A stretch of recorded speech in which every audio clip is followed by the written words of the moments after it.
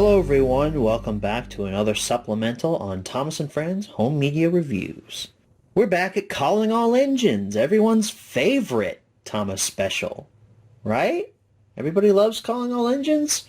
Or is that just not me? Because I don't like it at all, actually. The last time that we took a look at Calling All Engines here, I had this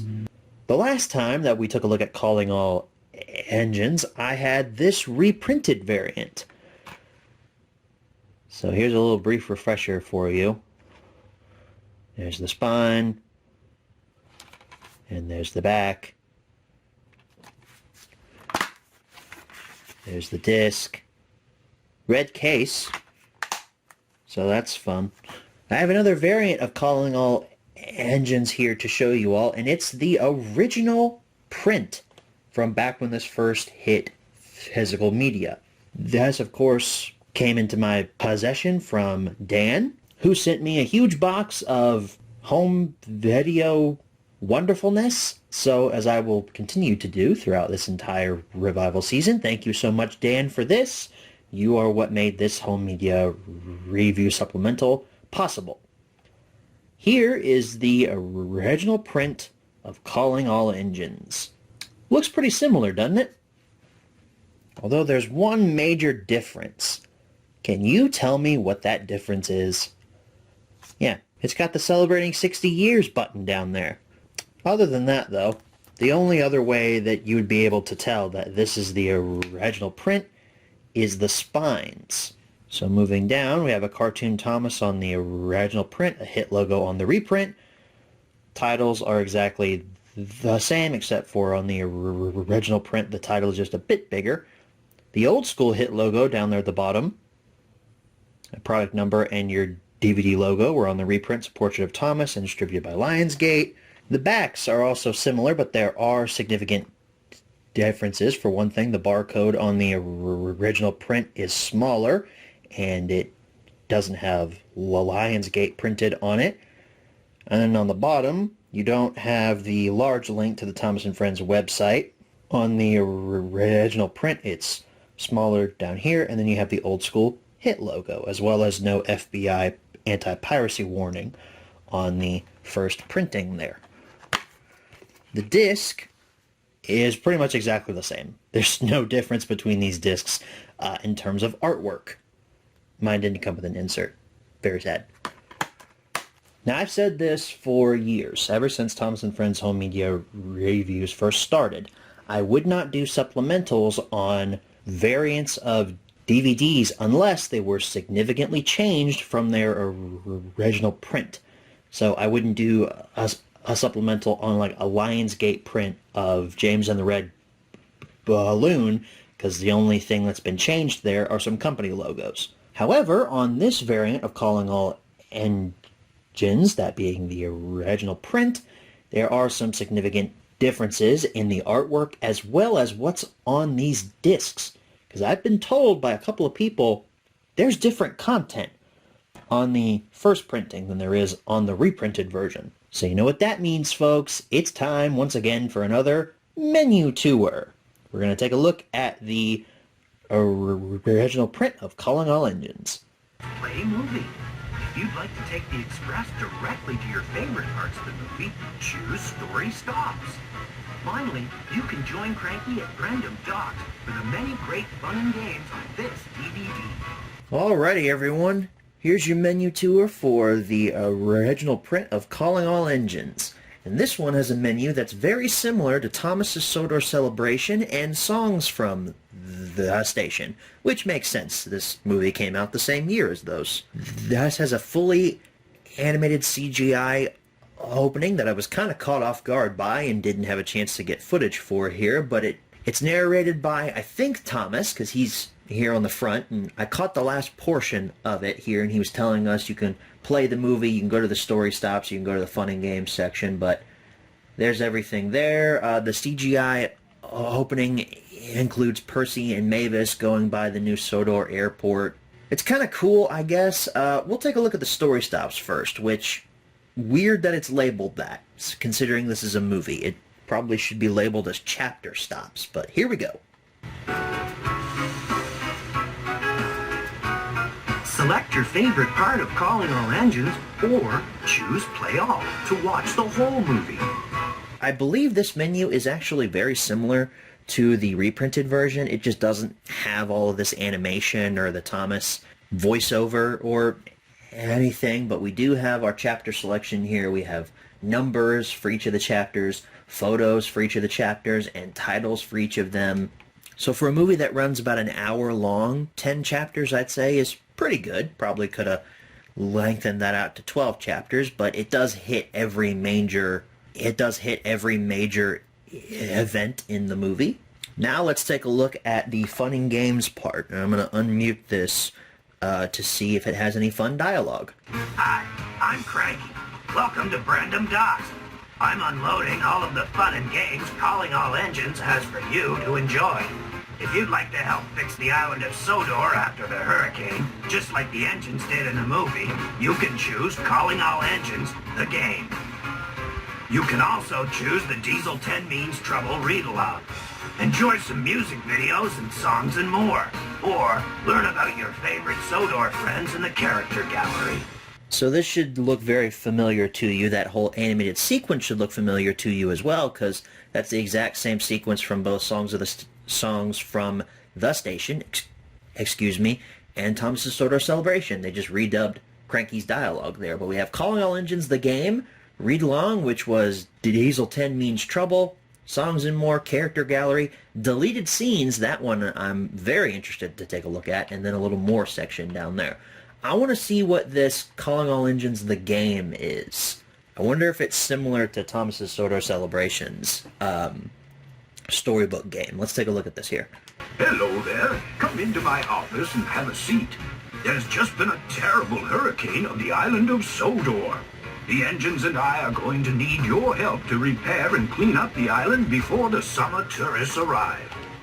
After the hurricane on Sodor, Thomas and Mavis worked together to gather steamies and diesels from all over the island to work hard and repair the island before the summer tourists arrived.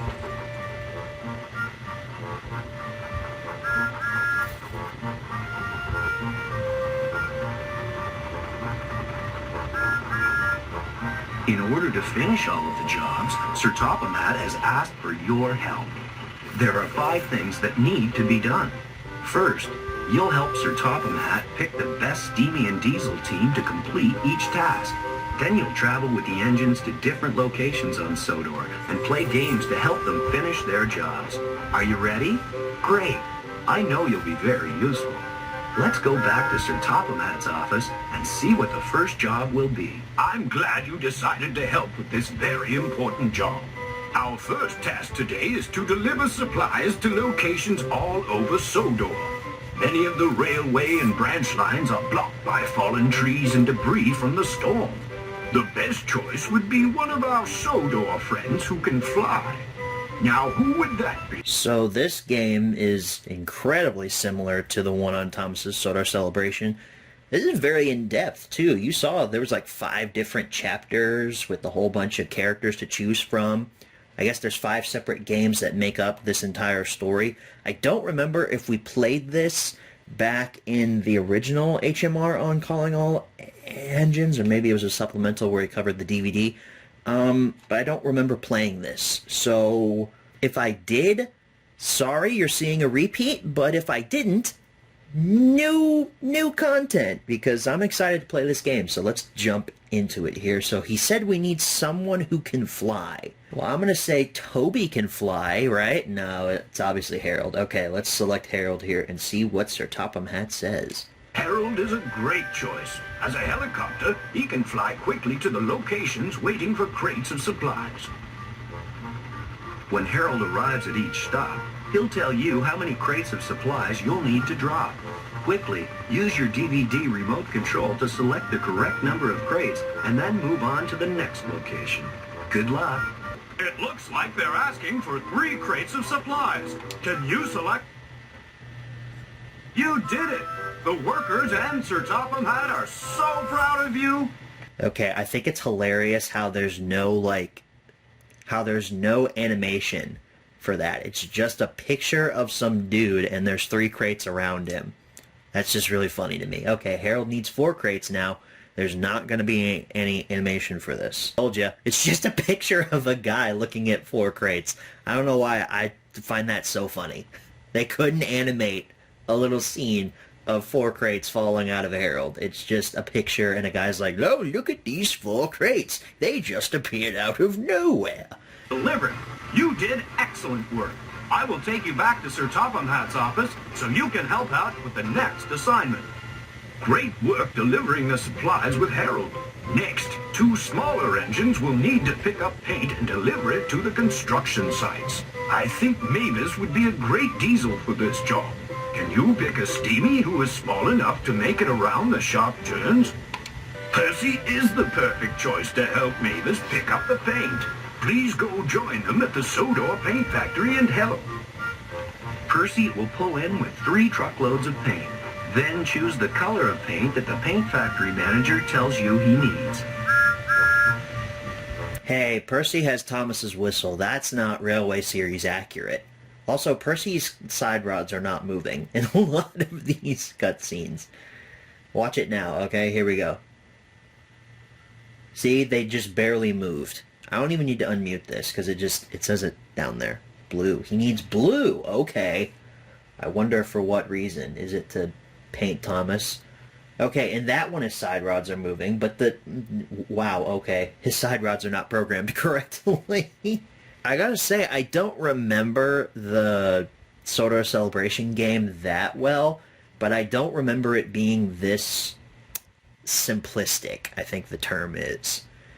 This is just very like, hey, pick a color, kids. Read the thing at the bottom, or if your kids can't read, listen to what that guy is saying. That guy right there. See what he's saying, and then pick the right color, I guess. To be fair, though, this is kind of like a rip-off of that game at the docks on Thomas's Great Festival Adventure. That one's pretty similar to this game. See, go on their way to make their deliveries on time. Looks like Sir Topham Hatt is going to need your help again. Please join him in his office for the next job. The workers are almost done fixing the bridge, but they need 2 engines to help lower some of the last pieces. I have chosen James as he is a very hard worker. Can you pick a diesel engine who is a hard worker and has a great attitude? Salty is very easy to work with and always gets the job done. He's also the only diesel engine available in that menu. And Henry wasn't animated correctly. Did you see how hard his tender just jerked? Can you match that shape? Oh, okay. Yeah, I can do that, James. Splendid. You got it. I know you know that one. Shiver me timbers. You got it right. Try to match the shape to the correct hook. That's correct. Good job. Can you match that? Ahoy, matey. You really know your shapes. Very good. You, Salty, and James work together to fix the bridge. Now it will be easier for all the engines to get their work done. Sir Topham Hatt is waiting for help on the next job. Tidmouth Sheds is undergoing some construction for a surprise I want to give to Emily. Now that the bridge is fixed, we need to express workers there right away. I have chosen Gordon to pull coaches of workers. He will need some help to push them up Gordon's Hill. Which diesel is strong and can work with Gordon to get the workers to Tidmouth? This one's actually not easy because Daisy has coach space to take workers, but is he going to say that, no, Diesel's actually stronger? I'm going to select Daisy and just see what happens. That may be a good choice, but I was thinking of using a diesel engine. Daisy is a diesel.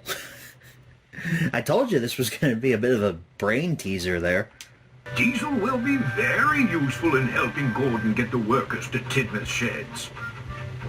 The construction workers need your help to rebuild Tidmouth Sheds. They'll ask for your help to find certain pieces of the sheds. When you find them, they will be able to build that section. First, we'll need to build the framework of the building. Can you find the lumber?